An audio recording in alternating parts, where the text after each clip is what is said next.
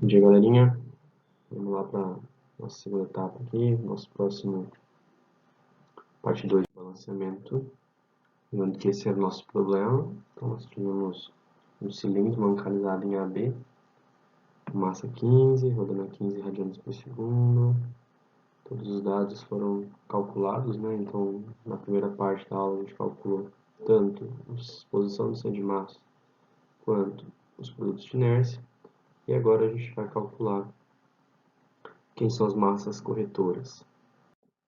Só lembrando então que a gente calculou o produto de inércia XY menos 0,06 e o XZ 0,04 e as posições de massa.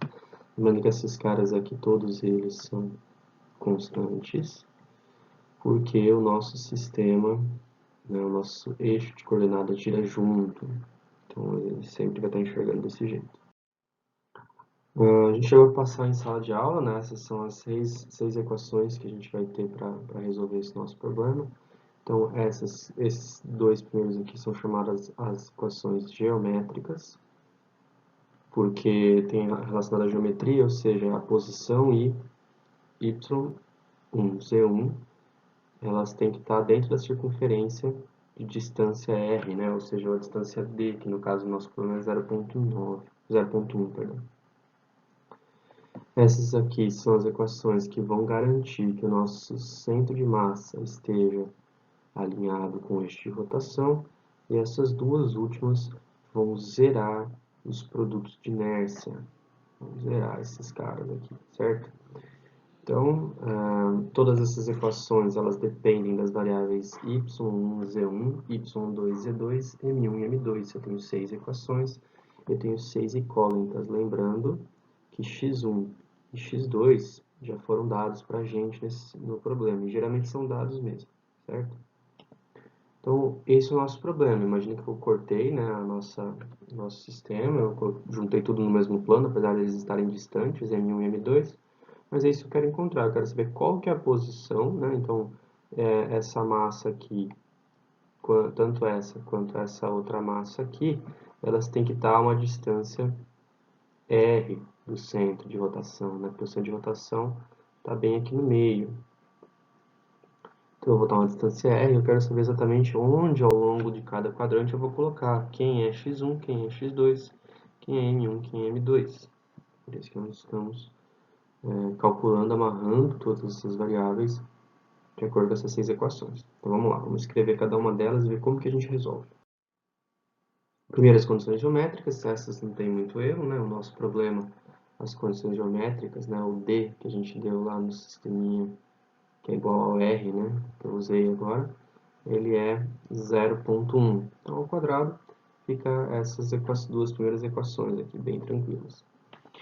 A parte de alinhar o centro de massa, a gente tem essas duas outras equações, lembrando que massa é 15 kg, as posições y e z do centro de massa a gente tem também. Então, se a gente substituir cada uma dessas grandezas e fazer a conta, a gente vai chegar nas equações 3 e 4 aqui embaixo. Então, essas equações aqui, tem todas elas já escritas em função das variáveis que eu preciso. A última parte, que são os produtos de inércia. Então, eu tenho que fazer agora as últimas duas equações, substituo todas as variáveis que eu conheço. Então, estão aqui o x1 e o x2, né? Os dois primeiros são os que eu calculei. Então, se a gente já calculou os produtos de inércia errado, vai dar tudo errado no exercício, né? Vamos lá. E aqui, substituindo, no caso, x1, x2, x1, x2... e os produtos de inércia, a gente tem essas equações 5 e 6. Essas são as equações que a gente tem. O problema é que, se você olhar, todas as equações elas são não lineares, porque aqui eu tenho as duas primeiras geométricas, eu tenho os termos quadráticos, tanto em y quanto em z, ou seja, isso já é um problema para a gente. E nos outros aqui eu tenho produtos das variáveis desconhecidas, m1, z1, my, m1, y1, e isso vale para todas as outras, né? Então, isso daqui está bem complexo para a gente, Como que a gente faz? Então, por substituição você não vai conseguir, por ele ser estritamente não linear, certo? Então, a gente faz uma mudança de variáveis, porque perceba que, olha que interessante, né? Se você olhar, hum, se você olhar esse primeiro termo aqui, M1, Y1, ele aparece inteirinho aqui embaixo. Mesma coisa vale para o M2, Y2, que vai aparecer aqui, e assim sucessivamente. Então, a gente vai fazer uma mudança de variável, que vai ser essa daqui. M1, Y1 é A, depois B, depois C, depois D. Então, eu chamei esse conjunto de multiplicadores aqui de A, B, C e D. Perceba que essas duas primeiras equações aqui geométricas eu não mexo, eu deixo elas lá no standby. A gente fica esperando para ver o que vai acontecer. Muito bem, então fazendo as substituições, se você colocar o M1 nos seus lugares, M1x1, perdão, M1y1, M1z1 e por aí for, você vai chegar nessas novas equações aqui. Perceba que legal é que essas equações elas são lineares em A, B, C e D. Eu estou falando da equação 3 à equação 6, né? Então, se eu resolver de 3 a 6, eu tenho 4 incógnitas, A, B, C e D, e eu encontro os valores de A, B, C e D. Eu resolvo esse sistema linear nas novas variáveis. Então, vamos pegar só essas 4 equações. A primeira coisa que a gente vai fazer aqui, eu vou fazer por substituição, que é mais conhecido normalmente dos alunos. Então, eu vou passar o B e o D para o outro lado, com as suas constantes. Então, vai ficar A é igual a 0,1545 menos B, e o C assim por diante.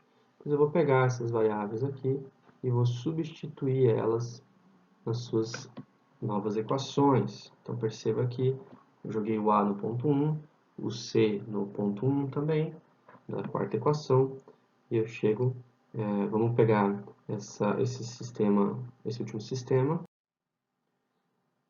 faço as multiplicações certinhos, eu vou chegar nesses valores, vou juntar quem é B com B aqui, vou juntar quem é D com D aqui, e as constantes também por si só. Então, juntando eu vou ter ponto 7B, ponto 7D, aqui em cima esse valor aqui é muito maior, 4 vezes maior quase que esse, e aqui embaixo eles somam, chego nesses valores, aqui basta passar as constantes para o lado de lá, e dividir por ponto 7 dos dois lados.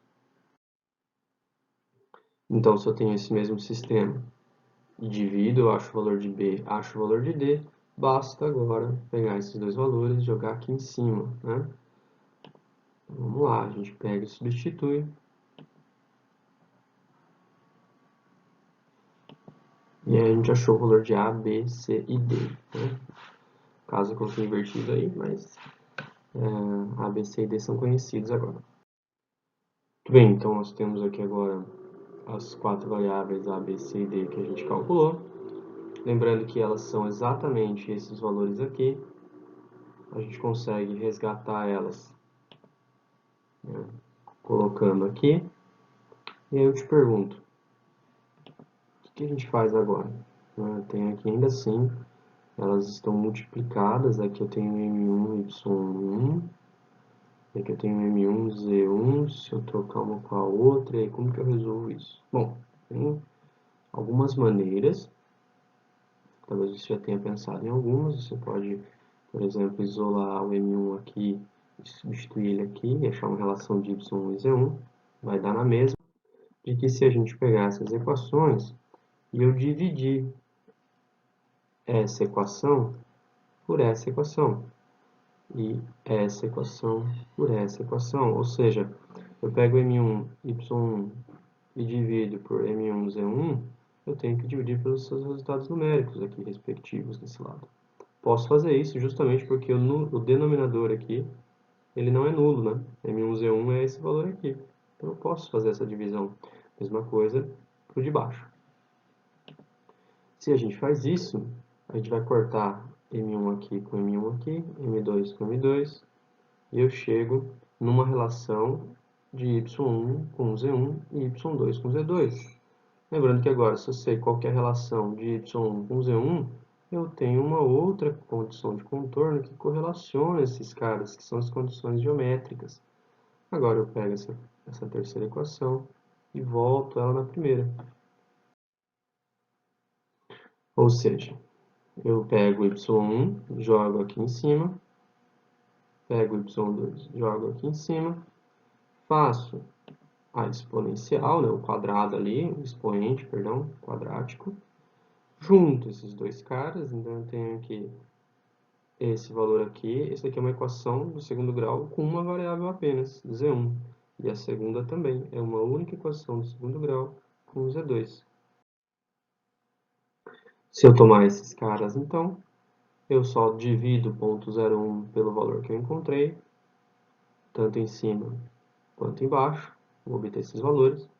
Agora eu tiro a raiz dos dois lados, lembrando que se eu tirar a raiz dos dois lados, aqui fica mais ou menos, aqui também fica mais ou menos, porque tanto mais 0,00752 raiz disso, né, ao quadrado, vai dar Z1, quanto menos esse valor. Então, a gente tem que tirar o módulo, né, mais ou menos. Pronto, a gente obteve então Z1 e obteve Z2. Z1 é mais ou menos 8,7 milímetros, Z2 é mais ou menos 7,4 milímetros. Y1 e Z1, né? Como que eu faço para transformar daqui para cá, já que eu tenho mais e menos? É só você substituir. Então, vamos lá, vamos colocar, né, o Z1 no seu lugar. Então, vamos pegar Z1 aqui e colocar no lugar de Y1 e o Z2 no lugar de Z2. Quando eu faço isso, eu tenho que 0,5704 vezes mais ou menos, bom, uma coisa positiva, né? Um valor positivo, que multiplica um valor positivo é positivo, e positivo vezes negativo é negativo. Então, esse cara aqui vai manter esse sinal. Só que o menos aqui, ó, desse cara, vai inverter. Não vai ser mais ou menos, né? Agora vai ser menos mais. Vamos olhar isso na próxima equação aqui, ó. Então, aqui ficou mais ou menos, mais ou menos, mais ou menos e menos mais. Com isso, só falta calcular M1 e M2. Eu já vou explicar o que esse mais ou menos significa. Bom, se eu tenho A, B, C e D, lembra que isso aqui é A, isso aqui é B, isso aqui é C, isso aqui é D. Calculei esses valores. Eu calculei agora os M1s, perdão, o Z1, Z2, Y1, Y2.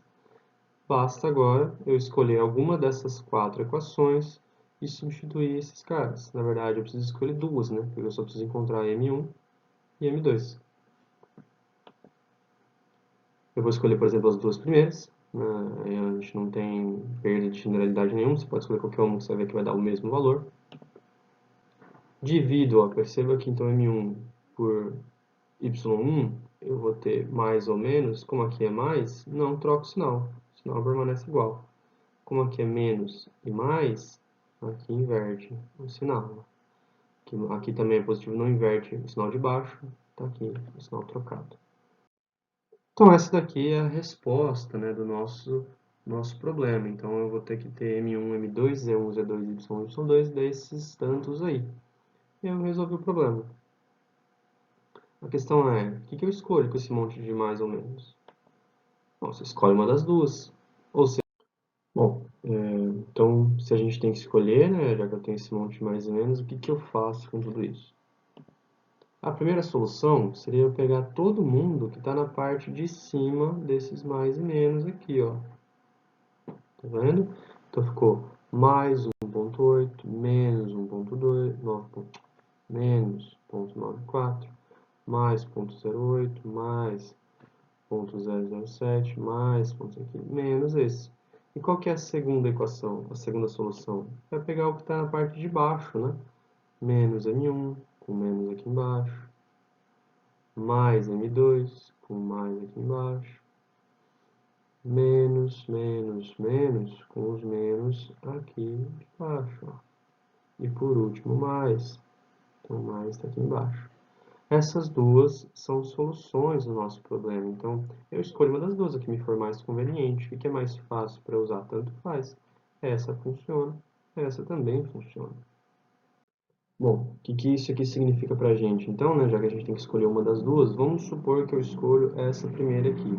Lembrando que esse sinal negativo significa que eu tenho que tirar massa. Aqui eu tinha desenhado uma posição genérica. Vamos olhar se ficou razoavelmente bom aqui. Então, o M1 ele é aproximadamente 1,8. Eu vou deixar aproximado aqui, só para a gente ter mais velocidade. O Y1, nesse caso aqui, ele é positivo, então está no lugar certo, segundo o meu desenho, de 0,49 mais ou menos, né, metros.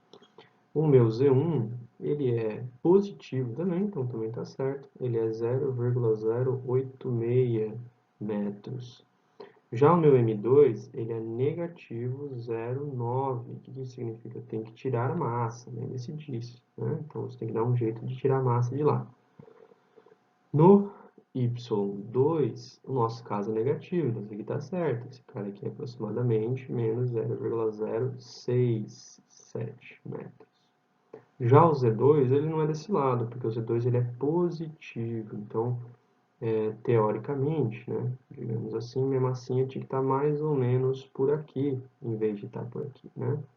Aí eu teria o Y2 negativo e o Z2 positivo de 0,73 metros.